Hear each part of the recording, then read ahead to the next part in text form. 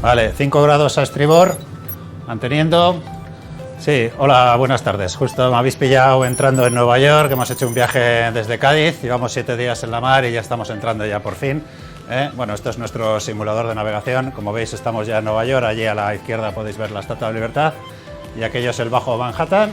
Vamos a dejar por estribor a este superpetrolero que está aquí para esperar la descarga y tiene un helicóptero cerca, le habrá pasado algo.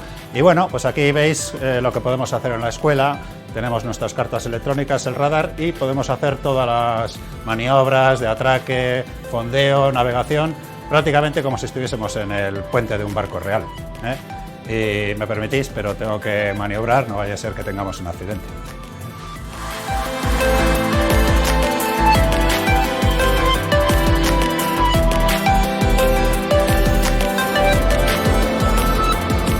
Muy bien, pues ya nos habéis pillado saliendo de Nueva York ya hacia el Atlántico y hemos encontrado ya un maretón de los buenos de salida y no sé esto cómo va a acabar, pero tiene mala pinta.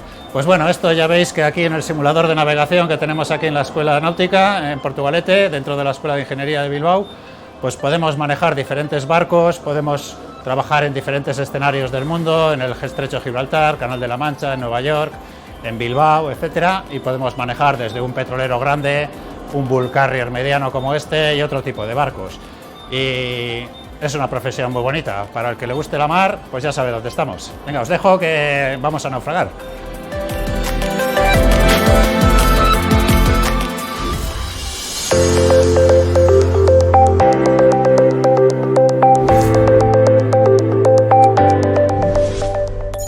Eta apurret argituko zuete zer dekogun, zer egiten dugun tailer honetan. Hemen tailerrien irikasten dugu zelako instrumentala dekogu zen itxasontzietan, geure bizile mantentzeko bizirik ezer gertatzen bada, arrisku kasuetan. Hau zaterako da, balsa bat, hemen ningo genke bizile itxasora eskape berzingo genke. Honegaz, egiten dugune da itxasontzie, ondoratu ezkero, geure bizile salbeu erabatera. Da, hau de zati bet. Beste zati eta etorten bagara honantza, hementeko beste sistema bat edo beste traje bat geure bizitze mantentzen duena itxosora jauzi eskero edo era batera urrotzetan edo urre berezi lekuetan geure bizitze mantentzeko da berotasune mantentzeko.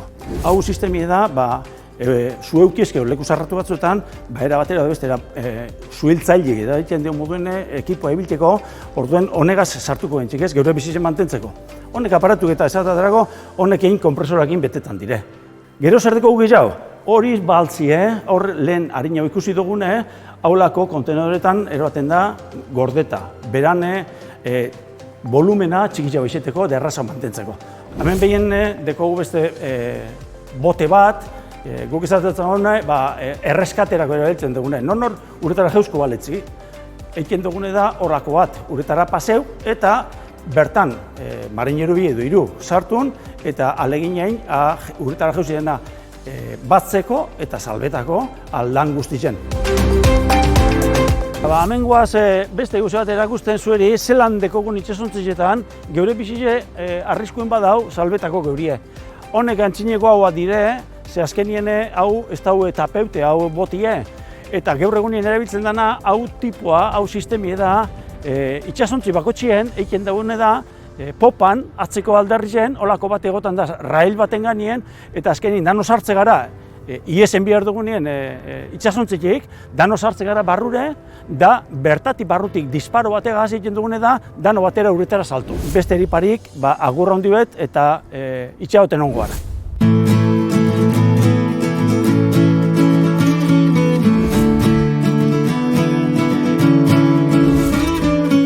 Hola, bienvenidos a la Biblioteca de Náutica y Transporte Marítimo, es una biblioteca especializada. A mí me parece que es una biblioteca espectacular, mirad qué vistas tenemos al Abra.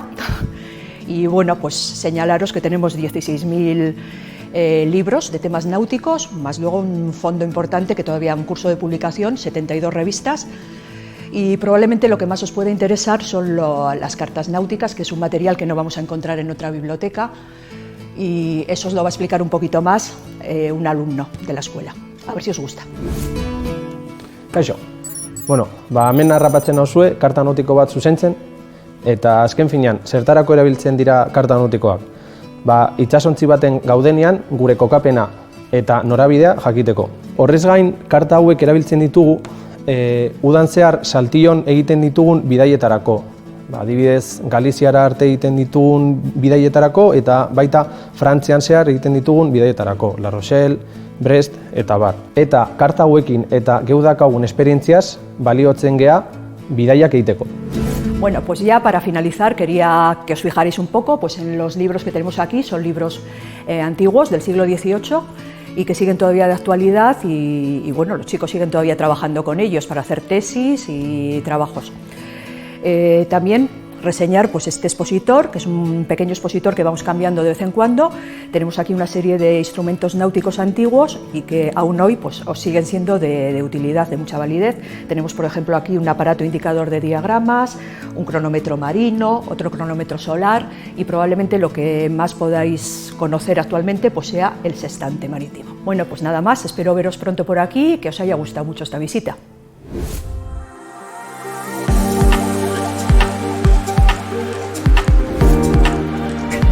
Etorriak izan zaitezte itsas ingeniaritzan darabilkigun gela honetara. Ikusten duzuenez, hemen nire ondoan dauden makina erraldoi hauek izaten dira normalean itsasontzi edo enpresetan erabiltzen ditugun makinak.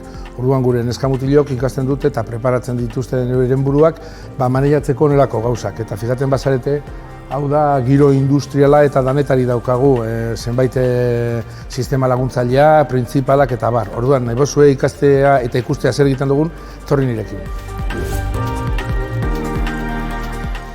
Bertan ikus nazakezue nola nagoen kontrol gelan eta kontrol honetan edo gela honetan egiten dituguna da kanpoan ikusi dituzuen ekipo eta makina guztia kontrolatu. Gure ikasleek hemen ikasten dituzte ze gauzak, ze pausobide eta ze jarraibide eman behar diren kontrolatzeko oso hiri industrializatu bat esan dizuedan moduan lehen.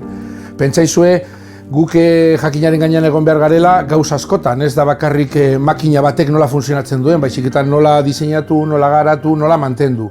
Horretarako gauza eta nolabait hobeto egiteko gauzak hasten gara hemen planifikatzen eta praktikatzen.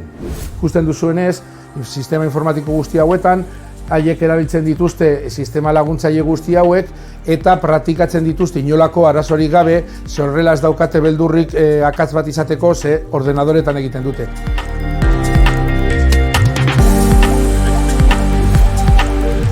Azkenean, orain arte erabili izan ditugun programa informatiko eta makina guzti horiek zertarako balio izan dute.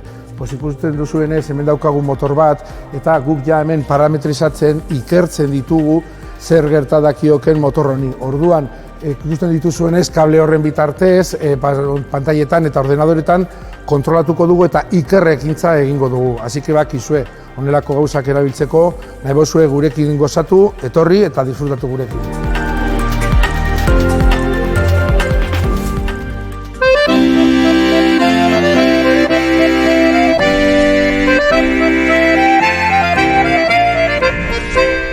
Aupa, ¿qué estáis pensando en estudiar el grado en náutico en marina?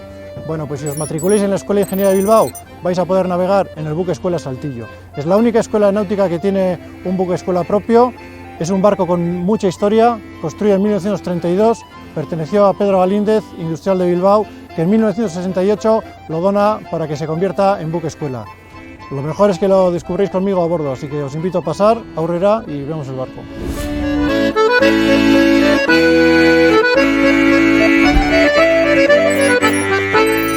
Hola, buenas, bienvenidos al buque escuela Saltillo. Como podéis ver, es un buque enorme, lleno de cabos y velas. Eso significa que desde el primer momento en el que piséis el barco vais a poder trastear con todo lo que queráis, siempre acompañados del resto de alumnos veteranos o de otros cursos. Y ahora, si me acompañáis, os voy a enseñar el Abra, que es donde vais a realizar vuestras prácticas. Bueno, pues ahora nos encontramos en la proa del saltillo. Aquí podéis ver el tambucho de proa, es el tambucho que lleva el pañol. El pañol será donde guardemos nuestros cabos y defensas para las maniobras en puerto. Y si miráis a mis espaldas podéis ver la bahía de Labra, que será donde realicemos las prácticas durante las tardes del curso para prepararnos para los viajes de verano. Esas prácticas las utilizaremos para habituarnos al buque, a su nomenclatura, antes de emprender cualquier viaje en verano, que serán de unos 15 días. Y ahora mi compañero Alan nos está esperando en la derrota para enseñaros un poco cómo funciona el barco y cómo es el barco por dentro.